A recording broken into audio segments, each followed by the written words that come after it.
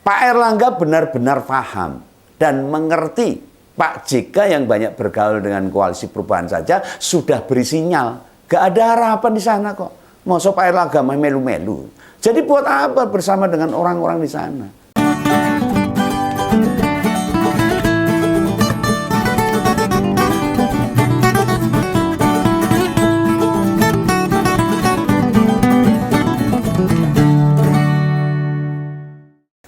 Halo, ketemu lagi dengan Om Begawan, tetap di Kompol Ngopini Politik.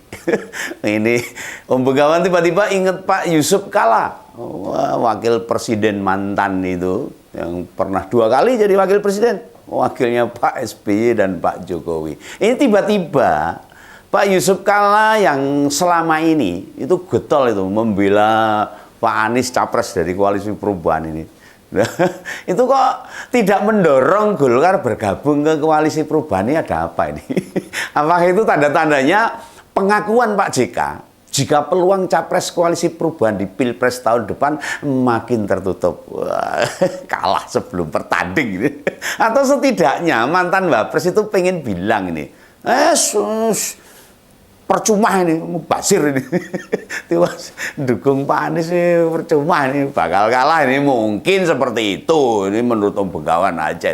Makanya kemudian di sebuah kesempatan Pak JK meminta Golkar segera menentukan sikap mendukung Pak Prabowo sebagai capres. Wah, ini saran ini disampaikan merespon desakan DPD 1 Golkar pada DPP Golkar, dan itu sikap secara jelas. Nah, tentu sikap Pak JK ini berpengaruh besar ke perjalanan Pak Anies ini, pengaruhnya besar. Nah, sampai Februari tahun depan, ketika masyarakat berbondong-bondong menggunakan hak pilihnya, diakui atau tidak, meski sudah menjadi ketua umum Golkar, tidak menjadi ketua umum Golkar lagi nih Pak Yusuf Kalla ini, mantan itu. Kekuatan suami Ibu Mufidah itu ya masih layak diperhitungkan. Oh iya ini.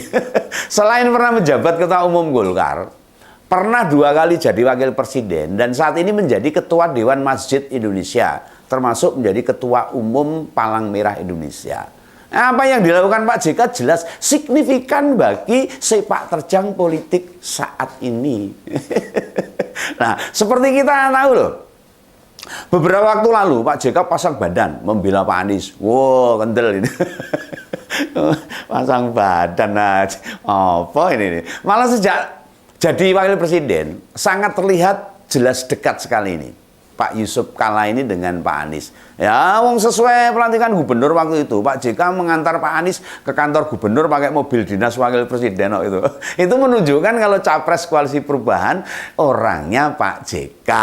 Ini hitung-hitungan politik. Ya, belum lagi beberapa pernyataan lain. Seperti soal cawe-cawe Pak Jokowi. Ya, Pak JK bilang, mestinya presiden yang mau mengakhiri jabatan harusnya kayak Pak SBY atau Bu Mega. Tidak ikut-ikutan intervensi politik, itu kata Pak JK itu. Ya kelihatan sekali bukan itu. Upaya membentengi, menjaga, dan memperjuangkan mantan gubernur DKI ini untuk jadi capresnya koalisi perubahan. Ya, sempat bertemu bareng sama Pak Surya Paloh, Pak SBY, Pak Ahmad Saiku. Nah, itu di pernikahan putra kader PKS juga itu. Ya, waktu itulah. Nah, otomatis pernyataan kalau lebih mendorong Golkar bergabung ke Gerindra membuktikan jika koalisi perubahan sudah habis. Tapi kelihatannya Golkar ini nampak-nampaknya ini menurut Begawan, feeling saya ini itu kok PDIP. Ini betul ini feeling saya inilah. Mau didukung kayak apapun, kalau peluang menangnya koalisi perubahan capresnya ini tertutup atau tipis banget gitu, ya buat apa?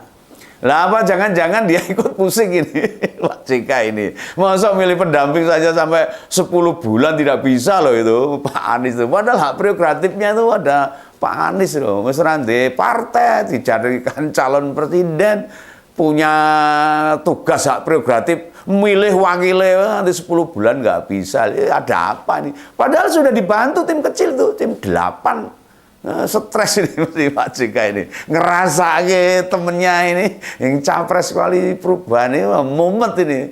Wong kok angel mendikandani itu loh. Padahal bila mau nek gelem loh itu, Pak JK bisa menggerakkan orang-orangnya kok, melakukan operasi senyap di Golkar misalnya itu, menggiring ke koalisi perubahan supaya gabung ke sana. Atau upaya itu sudah ditempuh mungkin, namun tidak bisa mempengaruhi Pak Erlangga yang tetap dekat dengan Pak Jokowi dan mungkin dekat dengan Bu Megawati. Malah dalam pertimbangan Pak JK, peluang dukungan Golkar hanya ke Pak Prabowo dan lebih besar ke Pak Ganjar. Ini hitung-hitungan politik nih. Lah apa saya gamsake itu. Pak Ade malah saya ngenes. Menurut Begawan saya mesake nih. Enggak juga nambah ini parpol koalisi perubahan. Padahal sebelum Lebaran Idul Fitri kemarin, orang-orang koalisi perubahan sempat bilang loh, kalau akan ada parpol parlemen, parpol besar, parpol pendukung pemerintah yang akan bergabung ke mereka. Sopo ternyata ya sampai sekarang ya orang enak itu. Ingat loh, ada yang bilang gitu loh. Ini monggo dilihat lagi itu kemarin itu rekam jejaknya masih ada tuh, medsosnya masih ada. Bisa jadi Golkar lah atau parpol yang mau rapat ke sana, mungkin katanya. Tapi ya nggak ada tuh sampai sekarang. Ya belum ketemu lah itu. Siapa yang mampu menggak atau menggak itu bahasa Jawa itu, kalau bahasa Indonesia menghentikan itu, menghalang-halangi itu, mengubah haluan sehingga kuar-kuar itu tiba-tiba ya tenggelam begitu saja. Nah, bisa jadi Golkar memang mau bergabung, cuma capresnya harus diganti Pak Erlangga, itu memang mau, itu namanya koalisi perubahan yang gabung ke Golkar. Kalau capresnya Pak Erlangga, nah, itu jelas loh. Ini menurut Begawan loh. Wong suara Golkar itu lebih gede ya, dari Nasdem, PKS, apalagi Demokrat. Masa mau gabung tok ora kayak jabatan apa-apa ya mana mau gitu loh. Ya waktu ditawarkan Pak Erlangga, ditawarkan itu pasangan Pak Erlangga Anies gitu loh. Pak Erlangga capresnya, Anies wapresnya. Pak Paloh mencak-mencak itu. Nesu-nesu itu. Bergabung paling akhir. Kenapa ngatur-ngatur yang sudah duluan jalan bareng katanya? Orang gabung keri-keri orang ngatur itu. Nah inilah proses-proses politik yang kadang tidak kita ketahui. Namun di pusat sana sebenarnya dinamika itu cukup pelik. Rumit, ruwet, wes, beruwet itu. Angel ditebak, angel didandani, angel diadani itu. Lah apa enggak pernyataan itu bikin koalisi perubahan hopeless itu. Kehilangan harapan atau malah tiada harapan. Pertarungan tahun depan mereka bisa full energi loh. Coba kita bedah.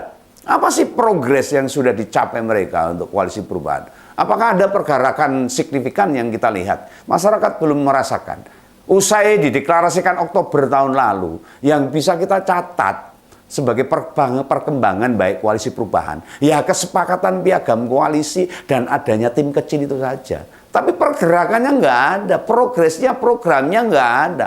Selain itu nggak ada sama sekali itu. Tidak ada parpol yang ikut mendukung. Ya, ini bukti bahwa mereka tidak punya daya tarik bagi parpol-parpol yang lain.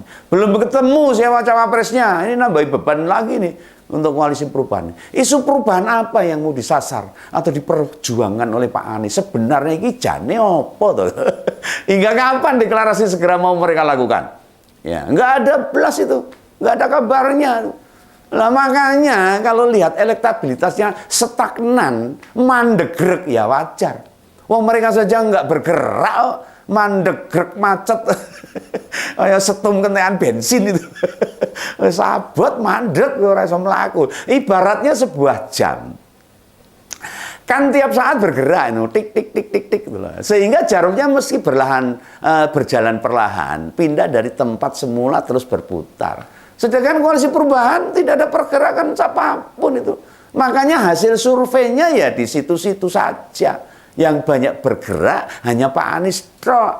Oh, kesel dengan membawa isu normatif, ora enek perkembangan, perubahan untuk perbaikan tok tul itu.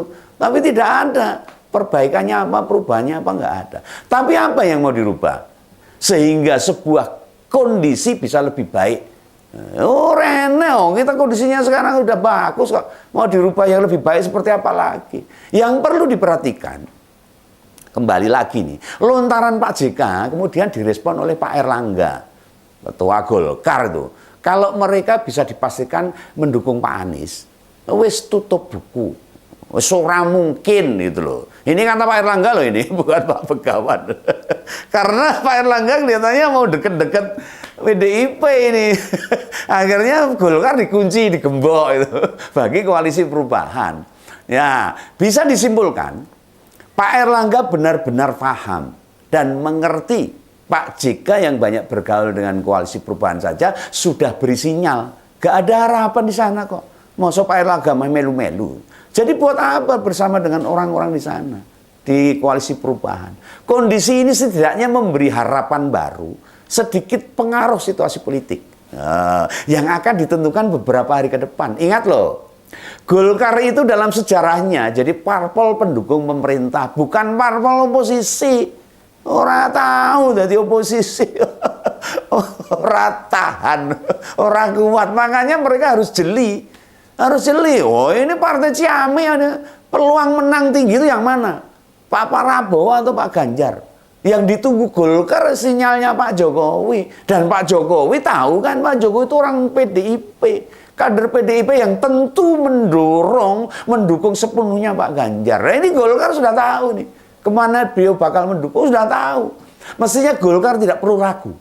Wong kode-kode sudah ditunjukkan oleh Presiden. Masa kita nggak yakin sih? Masa orang-orang sebelah sih nekat bahwa Pak Jokowi itu ke kanan. Enggak, Pak Jokowi tetap mendukung Pak Ganjar. Tidak ada sejarahnya Pak Jokowi mengkhianati PDIP. Akan meninggalkan luka pada PDIP. Enak sejarahnya. Sejak mulai wali kota, gubernur, bahkan 2 kali menjabat presiden, hubungan dengan Bu Mega baik-baik saja. Pak Jokowi sudah menyerahkan desain seragam, garis-garis hitam putih ke Pak Ganjar, menunjuk tim 7 bantu Pak Ganjar. Kurang apa lagi? Turut membantu progres pembangunan di Jawa Tengah. Apa sih yang mau diragukan oleh Pak Erlangga? Kalau Pak Erlangga mau bergabung ke PDIP mendukung Pak Ganjar, kita tahulah. Keraguan Pak Erlangga hanya soal posisi cawapres. Karena tahu bila bergabung ke PDIP belum tentu Golkar jadi cawapresnya Pak Ganjar. Ya itu saja sebenarnya. Bukan ragu kalau Pak Ganjar sulit menang, bukan tidak ragu. Dan Pak Erlangga memastikan bahwa Pak Ganjar besok akan menang di tahun 2024. Gitu aja ya, ini pesan Begawan aja. Ya sampai jumpa di ngompol-ngompol berikutnya, tetap di ngompol ngopini politik. Sampai jumpa, salam Begawan.